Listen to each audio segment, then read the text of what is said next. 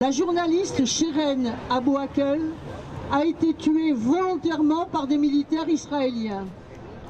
Souvenons-nous du dernier pogrom perpétré le 26 février dernier contre les villageois de Ouara. Nous nous rassemblons aussi pour réclamer la liberté d'expression, ici, en France. Le 6 mars dernier, 18 associations ont écrit au Premier ministre, Madame Borne, en dénonçant le fait que toute critique de l'État d'Israël ou de ses représentants, comme le CRIF, toute dénonciation de ces crimes sur la terre de Palestine, sont assimilées à de l'antisémitisme. Notre mobilisation nationale a été un des éléments qui ont conduit le ministre israélien Smotrich à annuler son passage en France.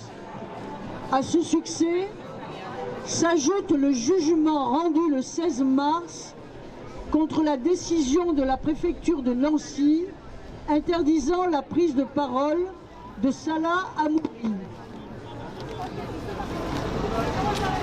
Et nous, à Marseille, nous dénonçons l'interdiction du meeting d'Amnesty International qui était prévu le 24 novembre 2022. Il portait sur l'apartheid israélien. Alors j'emploie volontairement le terme d'interdiction, même si la mairie a invoqué des raisons techniques pour nous refuser la salle. Et nous, à Marseille, nous accueillerons Salah Hamouri. Nous continuerons coûte que coûte à lutter pour la justice en Palestine. De même que le peuple d'Afrique du Sud a mis fin à l'apartheid avec la mobilisation du monde entier, de même le peuple palestinien mettra fin à la colonisation et à l'apartheid qui sévit sur lui depuis 1948 grâce aux mobilisations internationales. Et la nôtre doit s'amplifier. Enfin, pour citer Mandela, je rappelle que notre liberté est incomplète sans celle des Palestiniens. Et tant d'injustice est insupportable.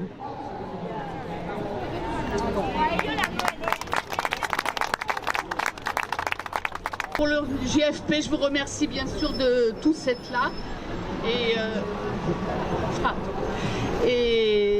donc on est très heureux, mais on est quand même fortement choqués du silence assourdissant de la communauté internationale et notamment du gouvernement français face à la montée du fascisme en Israël et aucune réaction du peuple qui des pays qui soi-disant soutiennent la démocratie entre guillemets en Israël jusqu'à maintenant. Cette démocratie, elle avait toujours mis à l'écart les Palestiniens. Maintenant, elle les tue avec les militaires, avec les colons qui sont arrivés au gouvernement en Israël.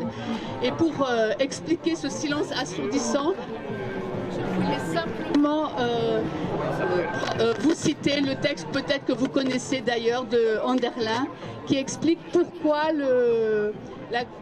ce silence à la fois des gouvernants et des médias sur la question du parti, sur la question d'Israël et du fascisme, du racisme, de l'antisémitisme, de fait, de l'État israélien. Mais évidemment, je n'ai pas le texte sous les yeux, mais enfin, je vous le résume.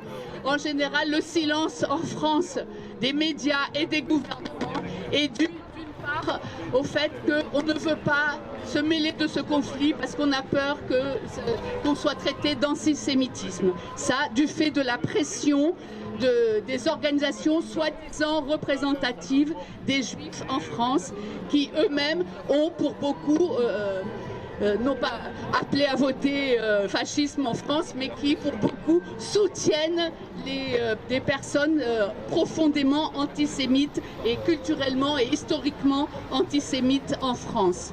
La deuxième raison, c'est évidemment la pression du pouvoir de ces gens-là auprès de toutes les partis et toutes les institutions françaises.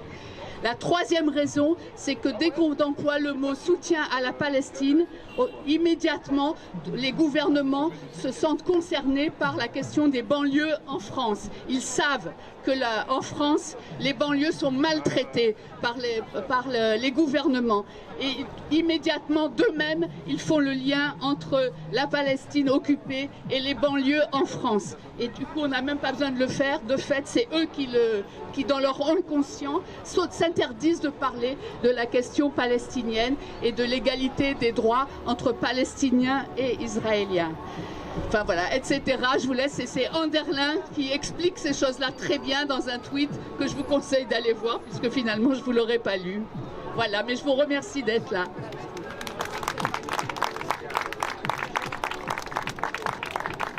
Un mot pour terminer sur notre ville.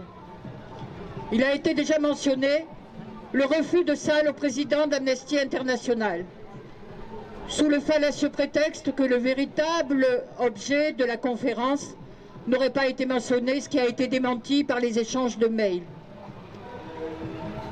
Nous savons, parce que nous écrivons régulièrement à nos autorités municipales, le silence étouffant autour de ce qui est l'occupation de la Palestine et les violations du droit international. Nous savons qu'un accord totalement illégal par rapport au droit international, un accord de partenariat, a été signé en 2006 entre Jean-Claude Gaudin et le maire Loubianski de Jérusalem. Jérusalem occupée, annexée illégalement. Nous savons que notre mairie a un partenariat, un jumelage depuis 1958 avec la ville de Haïfa, et nous savons aussi le refus obstiné d'établir des relations avec la ville de Gaza, parce que le Hamas serait un organisme terroriste. Mais est-ce que les fascistes au pouvoir à Tel Aviv ne sont pas des terroristes? Est-ce que les milliers, les dizaines de milliers de civils tués par l'armée israélienne ne sont pas victimes du terrorisme d'État israélien? Est-ce que les destructions de maisons, est-ce que la colonisation des terres ne sont pas des crimes de guerre?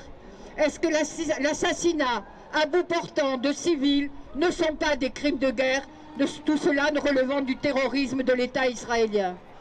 Et pourtant, aucune sanction n'est prise, ni sur le plan international, ni sur le plan national, ni sur le plan municipal. Pire encore, lorsque nous demandons que Salah Hamouri soit reçu à la mairie de Marseille, c'est le silence. Nous saluons le fait que Mimo De Luca ait été reçu à la mairie. Nous saluons le fait que Pinar Selek, victime de l'obscurantisme d'Erdogan, soit reçu à la mairie. Et nous appelons notre maire et la majorité municipale que nous avons élue à recevoir, lors de sa prochaine visite à Marseille, Salah Hamouri. Nous appelons aussi à ce que prochainement soit annulé l'accord de partenariat illégal avec la ville de Jérusalem et que ce soit suspendu l'accord de jumelage avec la ville de Haïfa jusqu'à ce que l'État terroriste israélien applique le droit international, respecte les résolutions de l'ONU et arrête d'assassiner le peuple palestinien, de coloniser sa terre, d'étendre les colonies, de détruire les maisons, arrête d'expulser les Palestiniens de Sherjara ou bien de Massafa Yater pour en faire un terrain d'exercice militaire. Ce sont des dizaines de hameaux, des centaines de civils qui vont être expulsés de leurs villages et de leurs terres. Tout ça sous le prétexte que l'armée israélienne devra s'entraîner pour tuer encore plus de Palestiniens. Les crimes commis en Ukraine, les crimes commis au Kurdistan sont les mêmes que ceux commis contre les Palestiniens. Le sang qui coule est rouge partout, l'humanité doit être respectée partout. À nous de le faire respecter par nos édiles. Merci. Bonjour tout le monde. Bon, pour moi, il est important de venir soutenir cette cause-là pour le respect du droit international. C'est la seule chose qui m'importe. Je sais que c'est compliqué, qu'il y a des élus qui ne veulent pas se montrer, qui se voilent la face. Moi, je ne me la voile pas, je suis là avec vous. Je suis passé 5 minutes pour vous apporter mon soutien et ma reconnaissance de vous voir mobiliser encore aujourd'hui. Je suis jeune dans le monde politique, des jeunes de quartier qui a été propulsé à l'Assemblée nationale.